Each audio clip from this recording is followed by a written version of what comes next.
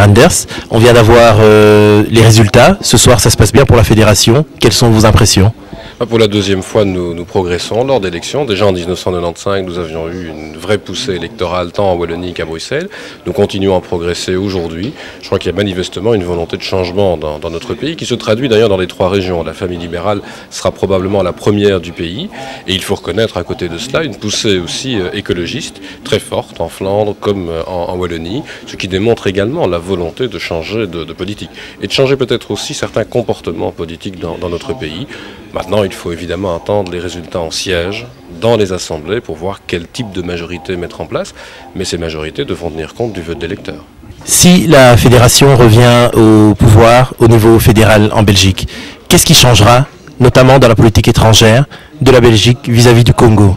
Il y a plusieurs choses. Vous savez que depuis longtemps, nous avons déploré l'absence pratiquement de politique étrangère de la Belgique ou de prise de position. On s'aligne sur un certain nombre de positions européennes sans aucune défense d'intérêt propre. Et je crois que nous avons à renouer des liens avec des régions du monde dans lesquelles nous avons toujours eu une présence importante, une expertise reconnue, et c'est le cas de la région des Grands Lacs. Alors, non seulement au Congo, mais au Rwanda, au Burundi, nous avons toujours joué un rôle. Malheureusement, depuis plus de 10 ans, la Belgique a pratiquement abandonné cette présence. Il faudra probablement remailler des liens, les retisser, et cela prendra du temps.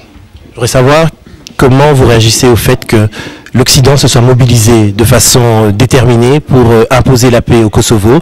Par contre, en ce qui concerne la région des Grands Lacs, au Congo, il n'y a aucune mobilisation, on n'en parle même plus dans les médias. Est-ce qu'il n'y a pas là deux poids deux mesures ? Est-ce qu'un mort congolais ne vaut pas un mort kosovar ? Vous savez, il y aura un certain nombre de dossiers à traiter en affaires étrangères dans les prochains mois. Il est vrai que des préoccupations étaient plus fortes lorsqu'il s'agissait, il faut le reconnaître, de concitoyens pratiquement européens ou bordure de l'Europe. Il y aura certainement des décisions très douloureuses à prendre dans d'autres contrées du monde. Nous aurons à nous y atteler sur la scène européenne. Mais vous savez, ce qui s'est fait au Kosovo est un premier pas. C'est la première fois qu'un chef d'État est mis en cause devant un tribunal international pour crimes de guerre. J'espère que cela aura des conséquences ailleurs demain.